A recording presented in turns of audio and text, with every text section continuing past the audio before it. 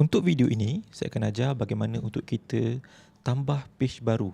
Okey, macam tadi kita dah buat page home kan. Okey, sekarang ni kita nak tambah page. Contohnya kita nak buat page about us, tentang kita lah. Okey, so apa kita perlu buat? Pergi ke dashboard WordPress. Di all pages ni, kita tekan add new page. Okey, lepas add new page, kita boleh tulis about us. Okey, tekan publish dan edit with Elementor. Okey, jadi dalam paparan ni anda boleh nampak yang dia punya menu dia sama macam di home.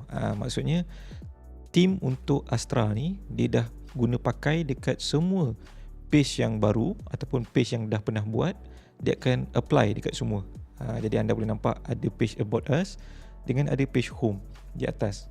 Untuk about us ni, saya akan ajar anda bagaimana kita boleh copy kita punya container dari page home pergi ke page about us ni. Okey, jadi pertama sekali kita buka Elementor daripada page home tadi. Cara dia, anda pergi preview changes. Okey, anda tekan home. Okey, ini page home yang kita design. Alright. Jadi cara dia, tekan edit with Elementor ni. Okey. Jadi di page home kita akan nampak Elementor ni kita boleh copy. Ni macam ni contoh. Right click edit container ni, kita copy. Pergi ke about us, right click, kita paste.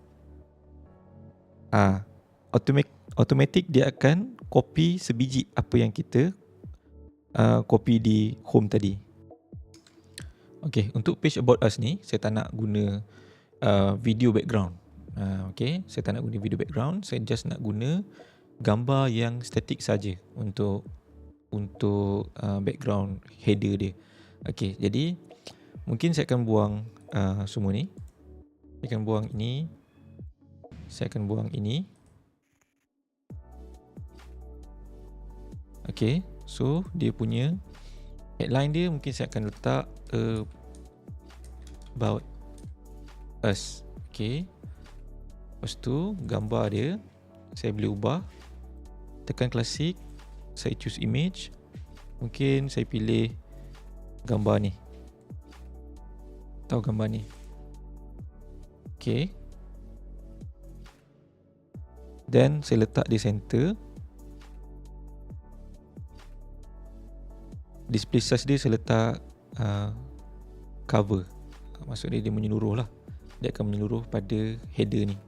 Sekarang ni kita nampak yang kita punya heading ni tak berapa jelas sebab belakang tu ada background kan. Jadi untuk kita orang panggil apa, nak nampak lebih visible kita punya heading ni, pergi pada edit heading. Okay, klik pada text shadow. Okay, kita buat shadow dia colour putih. Dan kita akan blur kosong. Mungkin kita naikkan value dia untuk horizontal kepada 3 atau 2. Vertical dia 2. Okey. Jadi sekarang anda boleh lihat yang kita punya heading ni dia nampak lebih visible lah, boleh dibaca berbanding tadi.